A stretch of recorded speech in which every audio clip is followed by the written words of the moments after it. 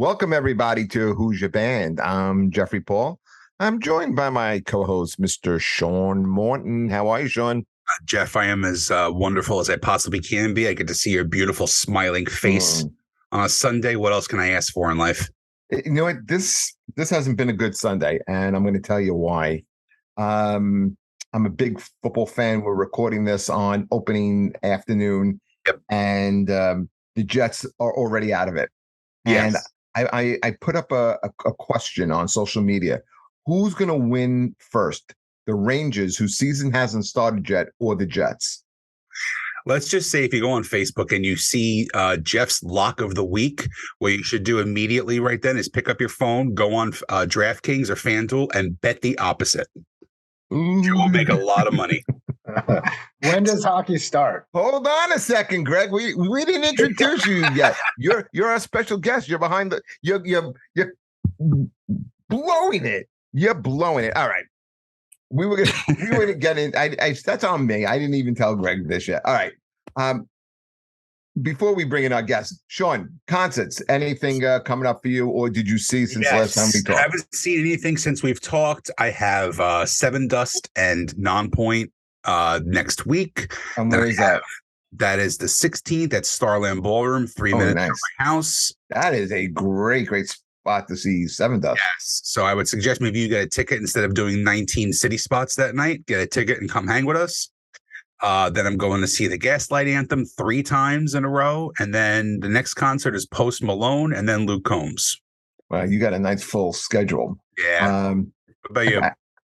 Same thing since the last time we talked. What do I got coming up? I got Maiden coming up in October. I got Glenn Tilbrook over at City Winery in October as well, and Darling Love in December. And I'm sure I'll pick up something along the way. Oh yeah. But in the meantime, man, talking about concerts and talking about being funny, our next guest is both of those things. He's a funny comedian. He works for Live Nation. We have a lot of questions about that, and just talking music. You know, guy likes music the way we like music. So let's introduce Mr. Greg Radin. How are you, Greg? I am well. How are you? Good, man. Thank you so much for coming in and joining us. Thanks for having me on. Okay. How's your finger? Fingers were bit by my dog this morning, giving her insulin. Fingers are okay. Sean, you don't know this, but poor Greg has spent like the afternoon. Like, while I'm agonizing watching football, he's dealing with a dog that's a diabetic, right? Oh, that's horrible. And his finger bites. Well, at least I didn't have to watch the Jets. So that's true. I think I'd rather get bit by a dog than. We can arrange that, Jeff. We can arrange that, actually. I was bit by a dog once. Yeah. But okay, it's going. Okay, let's. I love the douche silence. It's so great. You're such a dick. But let's talk to Greg a little bit. Greg, right off the bat, man. What's it like working for a company like Live Nation? I got to think it's got to be really great because I mean you're a music guy. I mean you really do appreciate music and love music and go. Do you get a chance to go see a lot of shows? Is your time? I do, but it's like, you know, I've been here for 15 years. So you figure 100 shows a year. I've seen basically everyone and everything. So I'm at the point now where I rarely am at a concert and I have to stay just because it's, you know, I've seen it all. Well, you're kind of closer. You're probably close to I'm like 46. How old are you? 50. Okay, so you're at that level too, where you have the inside knowledge. You can call ahead and say, "Hey, what are the set times for this?" Oh, okay, this band's going on at this time. I don't have to see the 3 bands ahead of time. I'm going to these 2 bands, and then you're out. It's great. It's a great feeling. Believe me. I've certainly sent those set times to Jeff before. So, yeah. So you're. Explain to our audience what you do and what it's like working for Live, because I think there's a lot of misconceptions about Live Nation as well. Well, we're obviously a huge company with a lot of different departments, and I'm not in media relations, I'm not in PR, so I don't know. Basically, I'll just tell you what I do. I do our corporate season seat sales for a handful of our venues in Long Island. I handle the Northwell Health at Jones Beach Theater, and then the NYCB Theater at Westbury. And it's when you really dive into what I do, it's not as sexy as saying I work for Live Nation, but I sell corporate packages, suites, season seats, VIP experiences, and I get to go to a lot of concerts, which is certainly a lot of fun. I'm glad you brought up VIP experiences. And I think a lot of people put the burden on VIP experiences on a Live Nation when I don't think that's when it doesn't go the way they think it is. I think a lot of that falls on the band, and I think a lot of it falls on the individual who doesn't do the research. Like you take a band like I think the Scorpions, okay? They do a VIP experience, and I think it's $750. And basically, if you think the experience is going to be, you're going to hang out backstage and have drinks and everything, that is not it at all. No. Basically is they're warehousing you. They're telling you, and this is, correct me if I'm wrong, Greg, this is entirely on the band. The band pulls the shots when it comes to these experiences. And right. Those are 100% driven by the bands. They hire a third-party company to execute it. We're just a facilitator. Right. So what happened? I heard a lot of people complained about this. Like for $750, basically you got to the venue early, okay? Because that's what these guys do. The band wants to get there early, okay? You stand on a line. The band is standing like on a podium. You stand in front of them. You take a picture and you move on. That's your VIP experience for $750. And it's not like they misled you or anything. They say it's a picture. It's an opportunity to meet the band. You're doing it. But then people will sit there and badmouth Live Nation, and it's really not Live Nation at all. Not at all. It is the band. I've seen some cool ones, and that Scorpions one as much. Like I remember a couple of years ago, I think Motley Crue was doing one, and it was like an insane amount of money. Like you're in the thousands, almost five figures, right? And like I think Tommy or Mick wasn't taking the picture, so it's like you're getting 3/4 of Motley Crue who's taking the picture, But I've seen people like Fozzy is one band that does a ton of VIP experiences, and I think they charge like whether it's $150, $200, whatever. You get there beforehand, and they do like a 4 or 5 song sound check before the band and before the show, and then you see the sound checks. But those are cool. Like I would do that in a heartbeat. Yeah. It's a difference between Fozzy, Motley Crue, Scorpions, and the difference is some of these smaller bands will charge less because that's their big way of making money. Sure. And they do have the time to be able. They want to encourage their fans to do that. Yeah, these exactly. Big bands, they don't see what people don't realize is it's simply a business transaction. You're not going to get to know them. They're not going to hang out with you. You're not going to exchange emails. It's not going to be that at all. I think again, like when we had a band like who's it, PJ Farley and Trickster. He's in Fozzy. Who's still out on the road. Yeah. They'll do like I think $100 VIP where you can hang out with them. Yeah. They'll have like some drinks and you can take pictures. Because those bands, quite frankly, still need the money to do it. Motley Crue doesn't. Does Kiss need the money? No, he wants the money. No, and they'll charge. They're going to charge you at least 4 figures. If not 5, depending on the experience that you want. With them. So, Greg, when you said you do VIP experiences, so what type of VIP experience do you guys do? What I do is it's different because we're not marketing the band. We're marketing the sort of like a VIP club within VIP. It's just like having a suite at a baseball game or a football game. It's that same experience or season seats for a sports team, but at a specific music venue. And let me tell you something. I think that's a good experience. And I'm lucky enough to know you, and you were generous enough to hook me up with that. Right. And the last one I did was back in May. It was Kiss out at Hartford. And that was a great, great VIP experience because it was a separate spot in the venue. It was food. It was some drinks. It was, and the seating was pretty cool. And you get a nice night. And it's well worth the money and everything. So it's a cool thing. I think one of the raps is between Live Nation and Ticketmaster are like the fees. And that seems to be like something that's in the news and kind of like, a big controversy as well. And I know Sean kind of like talks about this a lot too. Yeah. I mean, so there's certain things that are different now. I just heard about the new thing about the what I think it's called dynamic pricing or dynamic tier pricing. Dynamic pricing. Yeah. So now maybe my eyes were deceiving me. Okay. And it very well could be. Very well could be. I was getting tickets for Bruce Springsteen.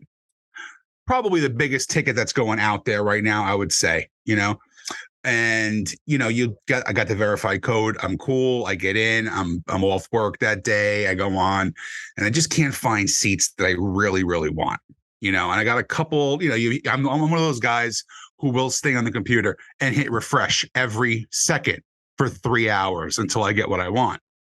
I saw tickets going in a section. I don't remember the section, it was high up, starting at like $75. And I'm like, that's pretty cheap for Springsteen. That's pretty cheap. And mind you, it's probably the second to last row, whatever. And as I keep refreshing, the price is going up in the same section. It was the first time I've ever seen it. I mean, tickets are going from like 75 to 85 to 100 to 130, all within minutes in the same rows. Now, is this something that's going to be like a permanent thing, or is this going to be going with the higher end bands? I'm in no position to answer that. Okay. I could tell you what dynamic pricing is. Yeah, I really want an explanation because it's a computer algorithm that based on demand will raise a price or lower a price. Okay.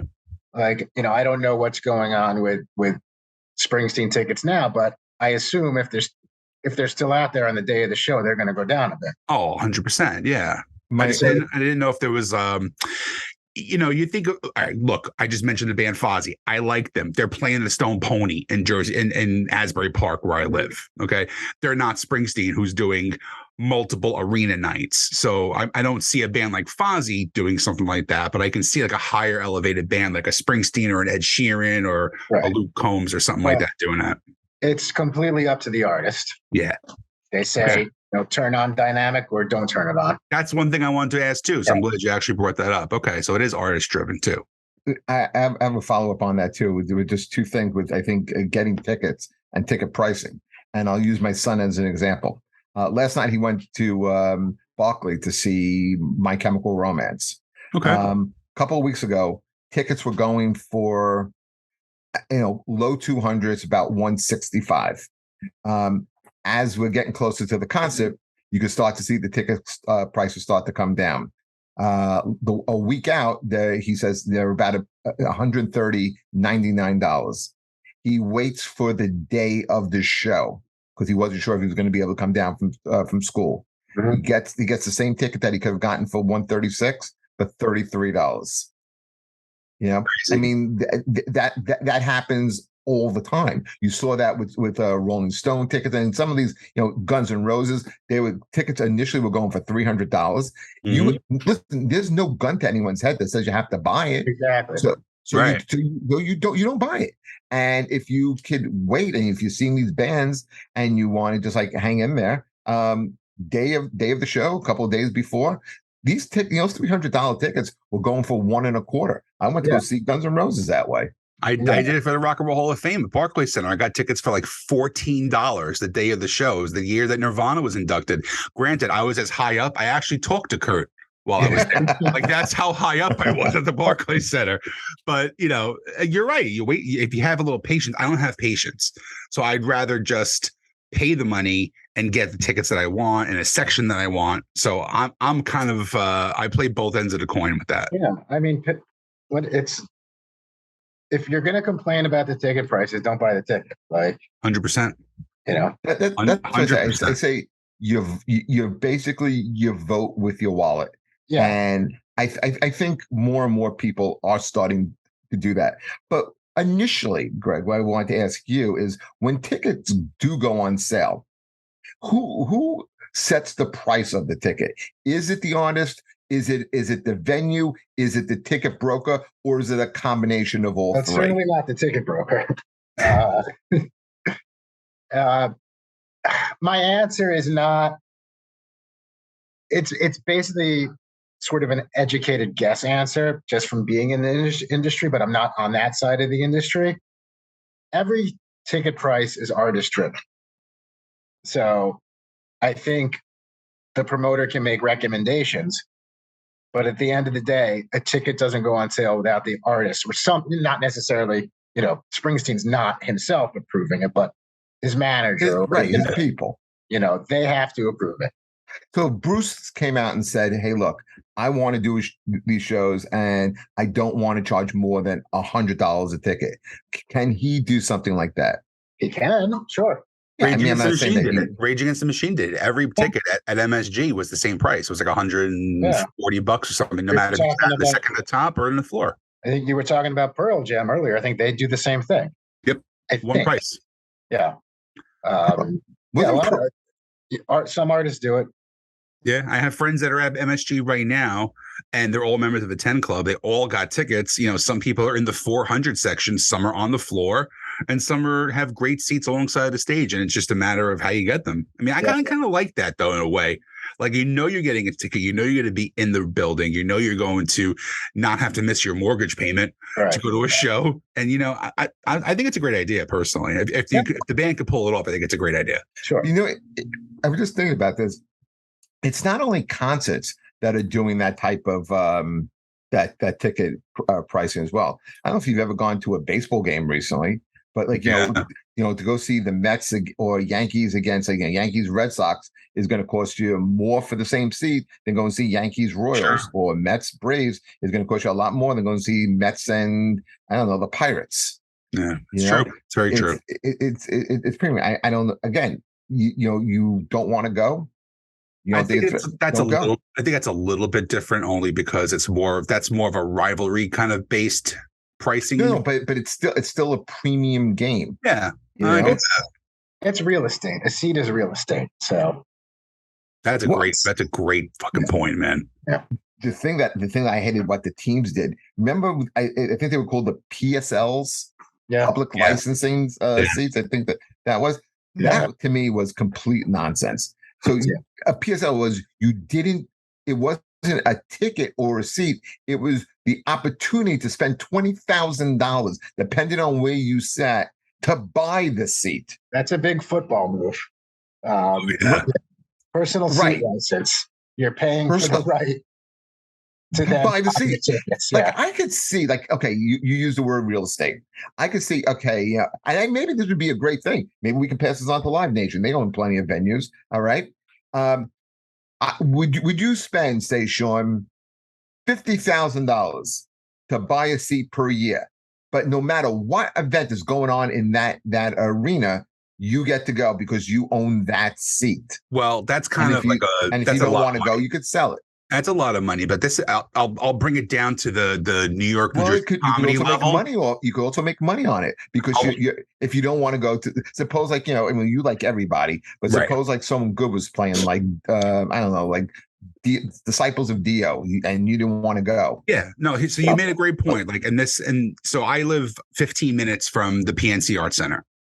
And this year I said to myself, am I going to buy the season pass? Now they sell a season pass for $200, and with taxes and fees, it's like $250 a pop. And you can go to every show? You have a lawn seat to every single show. That's a great deal. I didn't do it this year, and it pissed me off because now I'm going to be going to 7 shows at PNC this year, and I would have made my money back. And then I could have probably given tickets away to friends and things like that. So that's, for me, I think next year I'm going to do it no matter what, because chances are you're right. I'm one of those people who goes, I don't just stick with metal. I go to metal and country, and I'm going to a rap show next month. I mean, for Christ's sake. So I go all over.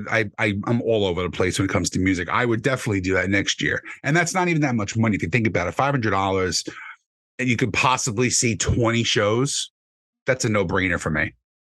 What do you think about that idea, Greg? Selling seats in a venue and, being able to go see any event that in that venue, but you have that seat. That PSL idea? Well, the PSL is a total money-making scam that the NFL did 100%. Don't you think? I mean, I don't go to football games, so I think it's not something, if I had the money, I would spend my money on. But what about just based on principle? You're not getting. Hey, here he is. You're just not getting the you're not getting the, hello. Hello, what's your name? Yeah. Is your name Jeff too? What's your name, buddy? This is Beckett. Hey, Beckett. You say hi? What's up, Beckett? The first time we had a little guy on the show like this.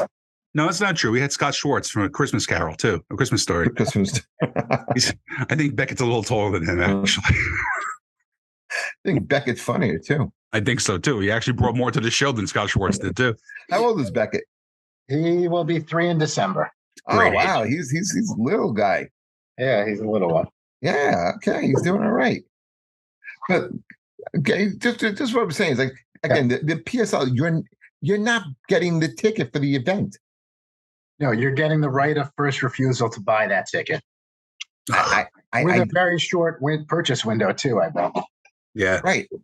So wouldn't it be cooler to charge more money, but that price now includes the ticket to the event?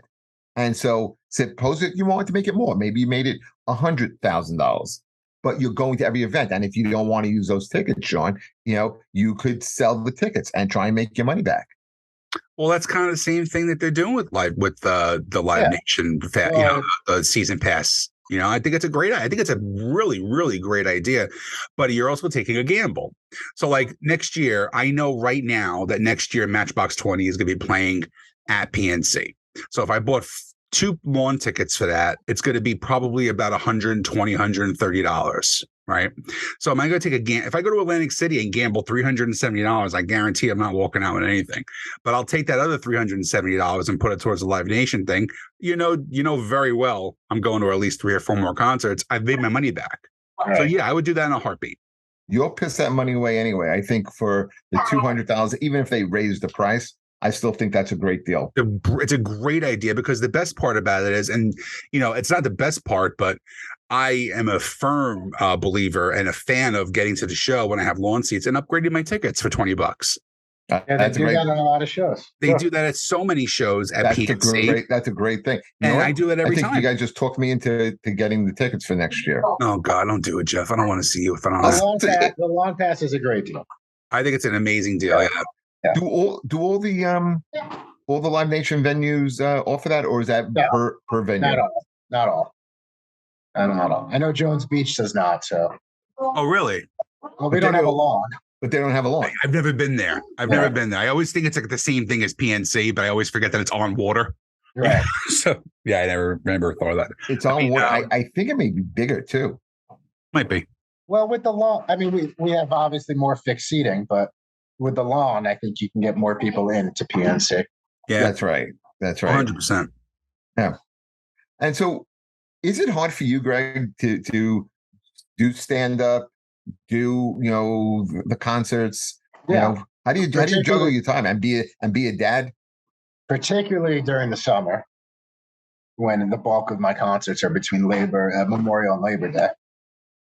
So it's like I almost disappear from stand up for those few months. Well, you're not missing much though, because that's always the deadest months in comedy anyway. Right. I think it depends on where you go. I mean, you got to get out of the city, I think. But the city's still, on the weekends, still there's really stuff, rock. But I mean, I'm pretty much every Thursday to Saturday I'm at concerts. Now, are you at the venue themselves? Yeah. You go? Yeah. And you oversee what's going on over there? Yeah. That's great. Yeah. That is really cool. Yeah. I dig And that. if it's a perfect night, I don't, the perfect night is when I don't need to be there, but I'm there anyway. Yeah. I'm, You can actually sit back, see everything's running good, and maybe actually watch 3 or 4 songs without your head exploding. Right. I Right. mean, I've seen a lot of great shows the past few years. Just so. Who have you seen recently that you're really, really like enjoying? This year was Tears for Fears. Okay. They were great. I missed that. Who I went? Man, who did I see that? I went to the stadium tour that night. The Motley Crue show. Yeah, you know what? I almost wanted to back out and go see Tears for Fears. Tears for Fears. They were so good. They sounded great. They did their own VIP package with a sound check, and they sang 3 or 4 songs. They were very personable with the audience. I was, I was surprised at how much I enjoyed it.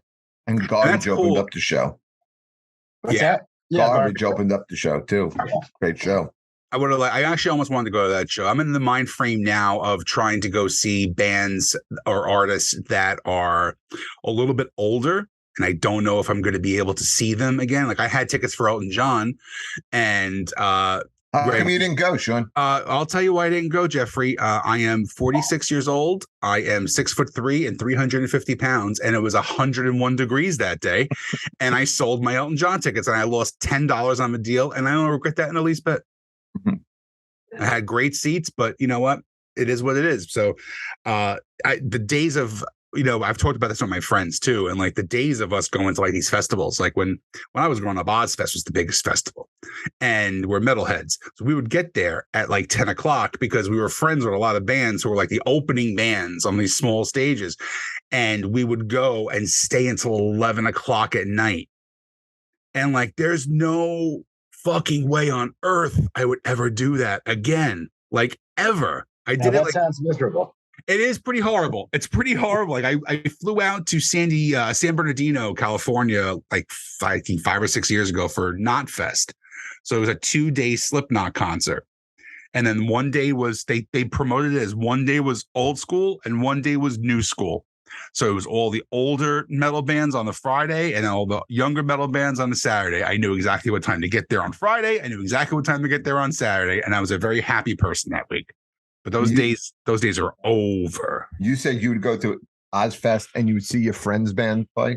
It open? Well, because I was in a band back in like the late 90s, early 2000s. So, a lot of people from the New Jersey scene were picked up by labels at that time. And labels were signing everybody at that time. So I would go at like 10 o'clock and my friends would be on. Mark Rizzo, one of our old guests from El Nino. Okay. They would be on at 10:30 and play 20 minutes. So you're going to go and support your friends. And then you got 4 hours to kill before the side bands go on, before the main stage. I'm too old and freaking cranky to do that shit anymore. Craig, like in comedy, the equivalent, you know what a bringer show is? Of course. Okay. In music, isn't the equivalent of a bringer show, wouldn't that be like a pay to play type of thing? Either pay to play or a buy-in? Do you guys know what I'm talking about? I know what you're talking about. That doesn't happen on a Live Nation level, though. No. I'm not implying that.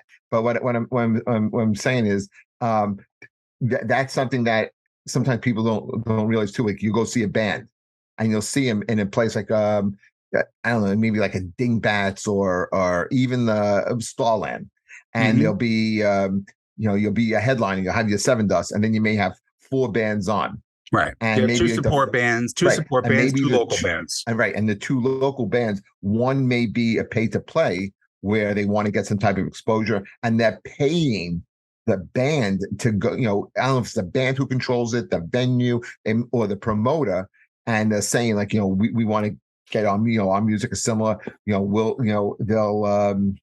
the promoter will say, well, look, we're going to give you 60 tickets or 100 tickets that you have to sell, and you got to pay for it up front. Yep. And that's your pay to play. And then you hopefully make the money back on merch, or you're just doing it for the exposure. And then the buy-in that sometimes some of these smaller bands have to do is, they're on the tour with the Seven Dust, but they buy in, they'll pay like $30,000, $50,000, whatever the price is set to go on tour with the band. And again, try to make their money back through really basically solely merch? Yeah, I don't know that they buy in at this point. Like I can tell you from just experience, I've done it too. I played Lemoore in Brooklyn, and they say, hey, I send demos and everything like that. And they'll say, okay, so you're a metal band. I got this show open with Lamb of God, or God forbid, who's playing at Lemoore. But yeah, look, here's 50 tickets that you got to sell. Otherwise, you ain't playing. They will just pull you off the show right away. And I can vividly remember walking around the streets of Brooklyn with yellow tickets in my hand saying, hey, are you going to the God forbid show? Buy them from me. They're only $20 instead of 25 at the door. I'm selling them. I got to play tonight. And I think I did that one time. So I sold 48 tickets, and I wound up going into my pocket and buying the last two, just so I had a memento from the show too, with my band's name on the friggin' thing. And it was a horrible experience. But I have friends who are still doing this in their 40s and 50s, who are consistently doing pay-to-play shows, and it's one of the biggest scams that's out there. You see, is it a scam if the promoter or whoever does it is being upfront with you to do it? No, think of it this way. Or this is how I think about it. Greg owns a venue. Okay. Greg owns Greg's concert venue, whatever it is. I'm in the Sean Morton band, and I'm the headliner. Okay. He's booking me, he's paying me. And then Jeff, you come along and you email Greg and you go, hey, listen, I sound a lot like Sean Morton's band. What do I got to do to get on here? Like, if I'm running a venue, I'm going to say, let me see what you got. I'm putting all my eggs in the Sean Morton basket that Sean's going to sell tickets. And I'm going to. Your band is not going to sell tickets on its own. You know what I mean? So do you put the weight on Jeff just to make extra money, or do you put all your money into the Sean Morton basket thinking that he's going to sell everything? I don't know. I don't know what the right answer is, but it's exactly like a bringer show, but it's on a different level. It's a very different level. Like, there's a lot more money as far as music venues going than it is for a comedy club. Greg, is that good business? Or do you think, or is it like, again, think about yourself, not as an artist, right, but as a business person, as a promoter, and your job is to fill the venue. So now, if my band wants to open for Sean, okay, are you going to say, here are 100 tickets, you sell the 100 tickets, and you're on the show? Yeah, I get it. I mean, it makes sense. I get it. It works, I think if you're upfront about it, I mean, it's so far removed from what, my music life. Yeah. But I don't see, like doing a comedy bringer, if you're upfront about it, if you're not taking advantage of somebody, as long as that person doesn't think, oh, this is my big break, I'm going to, if you don't, as long as you're not like, oh, 10 record labels will be there. I don't know if record labels still exist, but 10 whatever.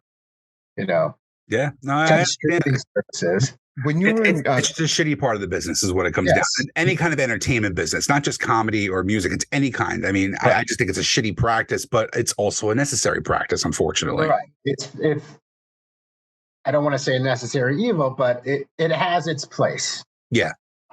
Yeah, I get that. Like, I had a bar that, it wasn't really a bar. It was a very actually pretty big venue back in the late 90s, early 2000s. It was called the Rec Room, and it was in Wallington, New Jersey. So it was a huge stage. You could probably fill about, 500-600 people.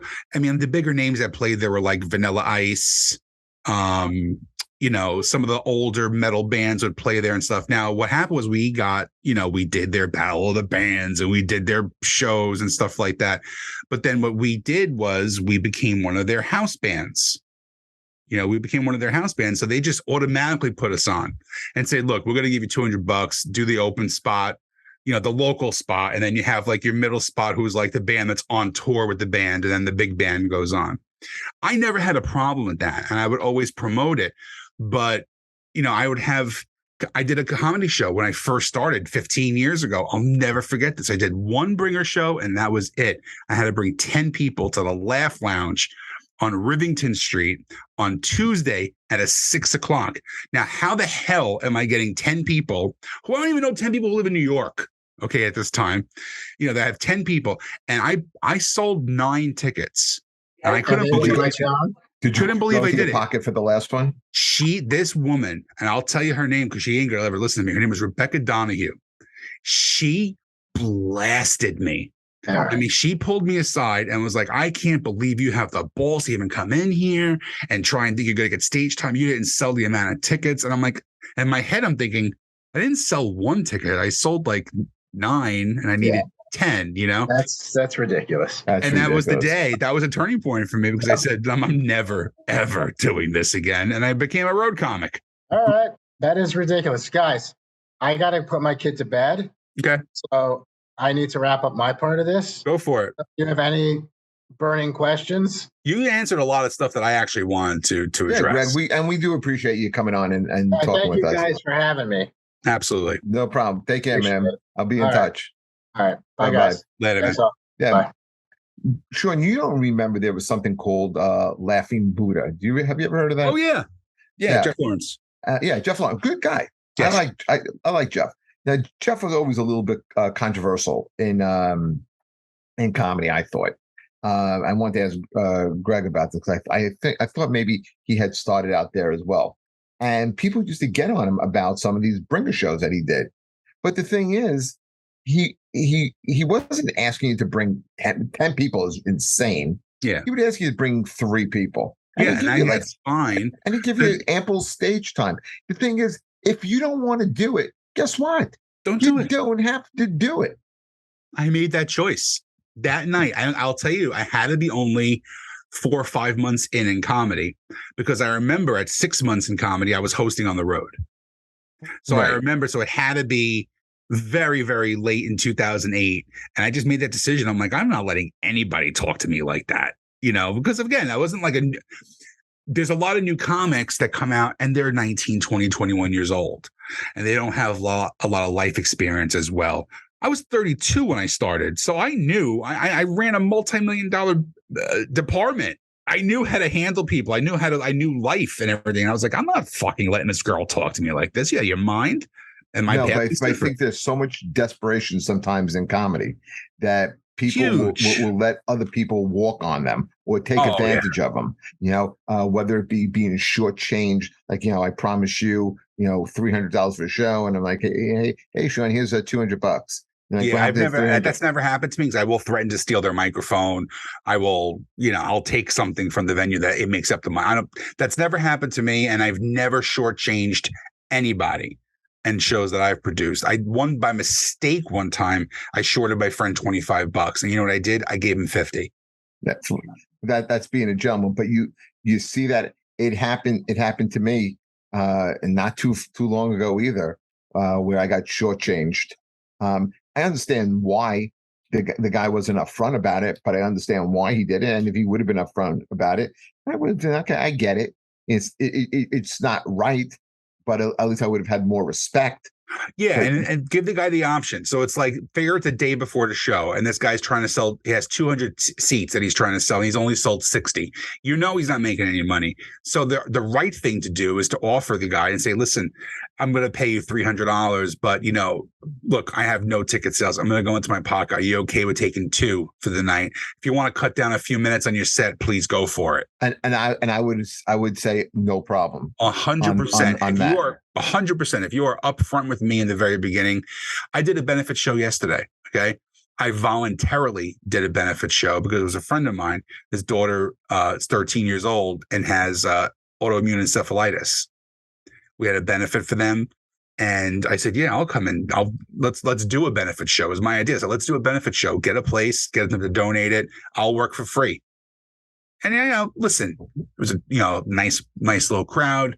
Did 35, 40 minutes for them. I just as a nice little thing. I knew going into it, I wasn't making any money. That was my choice. But I'm not gonna book out a weekend. Look, there's clubs. There's a club that I love performing. It's in Harrisburg, Pennsylvania. I love performing at this club. I have never had a bad set there, but they want to pay me $250 for a weekend to feature 3 shows. That's Friday and Saturday. Friday and Saturday, 1 Friday, 2 Saturday. I'm going to take $200. I'm going to leave my dog for $250 for the weekend. It's going to cost me $100 back and forth with tolls and gas. I don't need to perform that much. You know what I mean? Like, I don't need, that's the thing. You going back to what you said, that desperation in the beginning is because you want, it's a drug. Going on stage is a drug, and performing is an amazing feeling. So you want to constantly try and build that up and constantly try and do that. But you also have to be smart about it. Your time is money. Well, Time is money. I think people leave out the business part of show business. They don't get it. And that's a bad thing. And people always say it's show business, not show friends. That's and it's right. true. There's so much underlying clicks. You know what I mean? And we could just talk about comedy because that's what we know. There's clicks in comedy.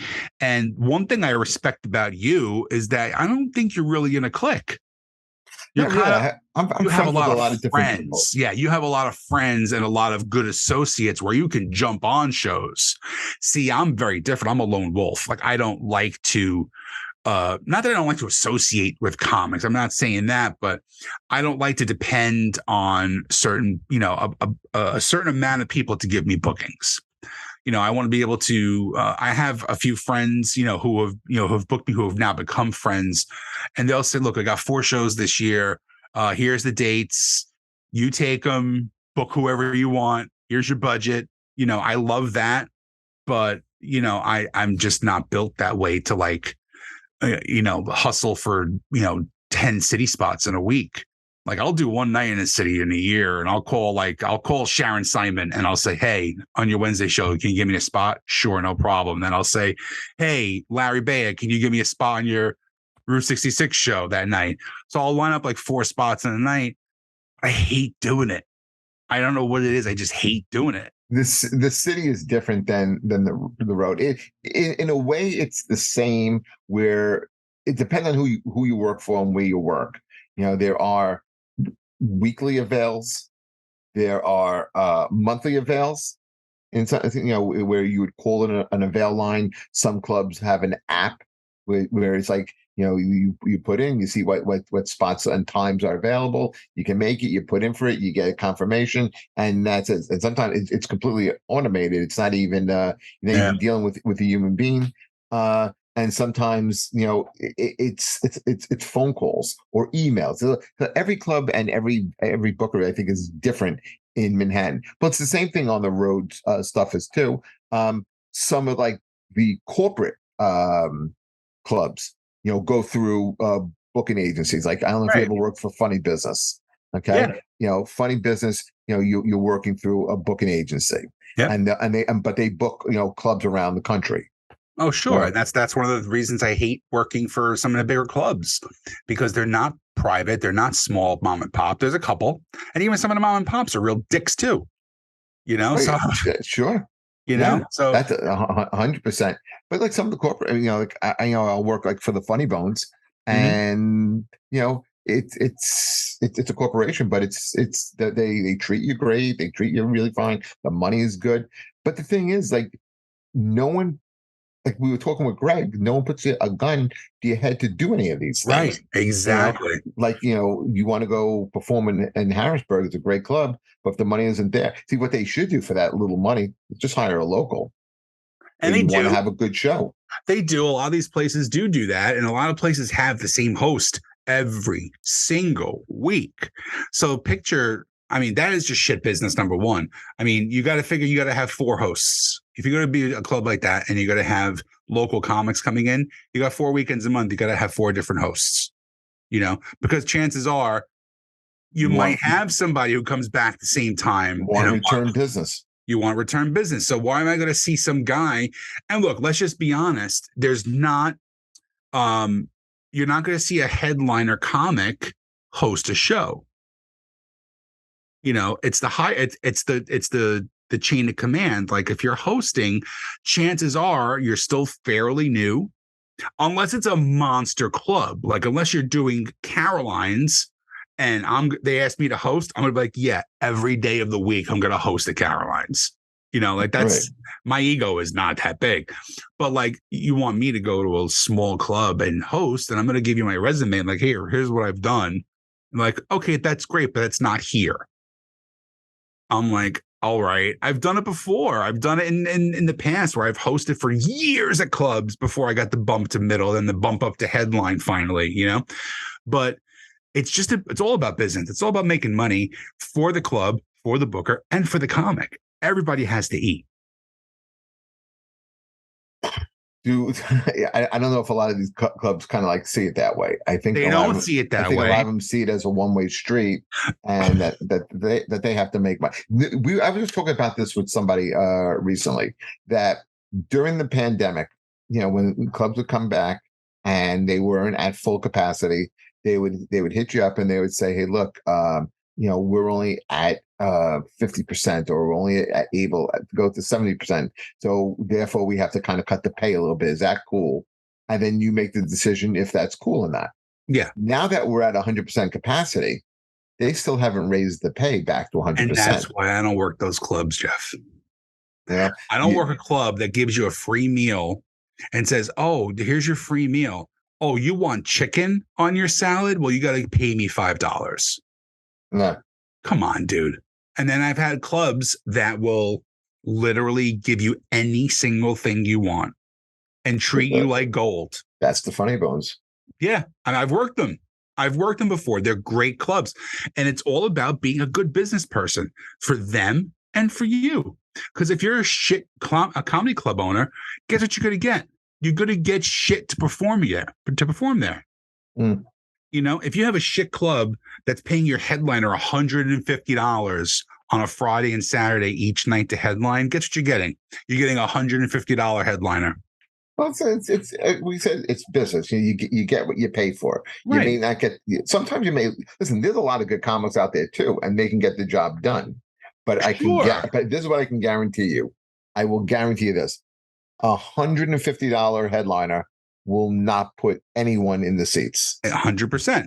Okay, unless they are bringing their own friends and family, and then then that headliner should have probably just like booked out a VFW and just did the show on their own, and they would make more money as opposed to putting money in someone else's pocket. If you have say 40 people going to come out and see you, take the back of a restaurant, do the show, 100%. and you keep the money. The list of clubs that I work at now is less than a handful. That's not good. But what's that? That's not good. Working every weekend, Jeff. Any weekend I want, making a lot more money than I'm going to make working at those clubs. There's certain clubs that I like to work because the people, there's great clubs. There's Bananas in Hasbrook Heights. I love working there. I'm never going to headline that club because they use an agency that is booking all their headliners. I'm having trouble featuring there because all the headliners are bringing their own features. That's right. You know what I mean? But I'll work there every weekend because number one, it's a great location for my fan base because I have a lot of fans and friends who live in that area and it's close and centralized. And number two, the booker who books there is a great person. It's so funny you mention that because I just a pretty big comic who's going to be performing there in April asked me if I would be interested in featuring for them at that club. Awesome. Right? That's awesome, and I love that. Like, and then that club, you're right.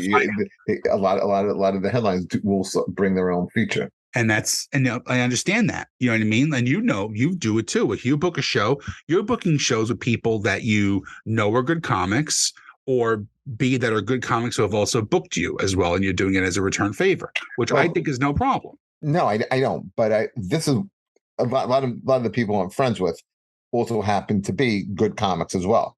That's true. That's true.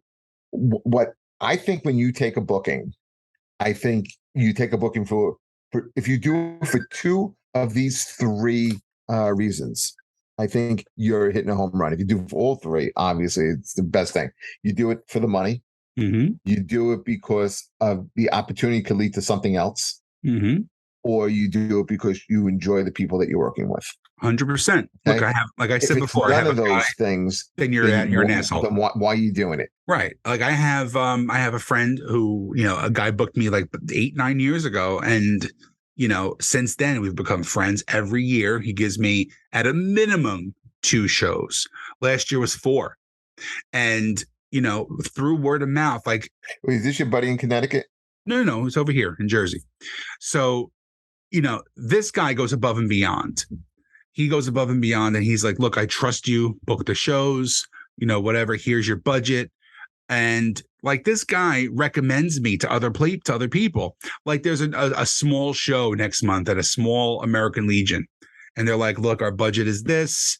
I can't afford the 4-comic show. I can do a 2-comic show. Here's your budget. I'll take it. Not a big deal. It's 25 minutes from my house. It's a Friday night. I call a friend. He's going to open for me. We do an hour show. Boom. They're happy. But, it's about building your reputation too. So as a comic, your reputation is as important as your material is. If you're a piece of shit person, you could be the funniest person in the world. But if you're a real dirtbag piece of shit person, what does talent really do? Before we wrap this up, this is the thing that I've come across recently. And I was talking about this with a couple of people who do book stuff. Bailing out on a show the day of or the day before. Mm-hmm. Hey, man, totally forgot. Oh, I had something else booked. Or just simply sending a text. Hey, you booked me, Sean. Mm-hmm. Can't make it. It's happened to me. As a promoter, as a booker, it's happened to me. Are you booking that person again? Never, ever again. Never. I happened to me one time where I did it. And again, very early on in my career. But there was a little bit of extenuating circumstances here. So the person tells me the show is going to be, first of all, in Williamsburg. It's in Bed-Stuy. And not in a good part of Bed-Stuy. The person tells me the show's going to be starting at 8 to 8:30. So, of course, me being professional, I get there about 7:45. I get there a little early. There's gates rolled up, okay, for this place. I'm waiting. It is not a good area. I wait until about 9 o'clock. The gates are still rolled. No one's there at the show. And then I turn my head and and this is no joke, I swear to God, on top of a dumpster, there was a rat the size of my forearm eating a piece of pizza. And the fucker looked at me like I was bothering him eating his pizza. And I said, you know what? I texted the guy and I was like, listen, man, I made up a bullshit story. I'm like, I'm diabetic, dude. I don't feel good. My sugar's dipping. I got to get home. And he was like, no problem. Only time I ever bailed on a show. Ever. And I've done shows where, and you have too, where there's 2 people and you still do that show. I've done it. You did it last night. No, I did not do it last night. I worked in a legitimate club. Dude, this is what I tell we'll end on this. This is what I tell everybody. And people recommend me to talk to young kids and young comics who are just starting out. And they always ask, what's the first best advice you can do? And I always say, be a good person. Yep. That's what I tell people. That's good advice. Be a good person and it all will fall into place. Okay. On that and note, my Giants won, by the way. The Giants won, yeah. 21-20. Well, unfortunately, the Jets, it's going to be a long year. It's going to be a long year. All right. We will be back next week with a all-new show and new stories. And we'll catch everybody next week. Thank you, everyone. Thanks for tuning in. Yes, and we want to thank Greg Radin for checking in with us and answering our questions about Live Nation and tickets and ticket price. And me and Sean just shooting the breeze here. A little bit different show for us today. A little bit. It was fun. Yes. All right, guys. We'll catch you next week. Take care, Sean. Bye, Adam. Bye, buddy.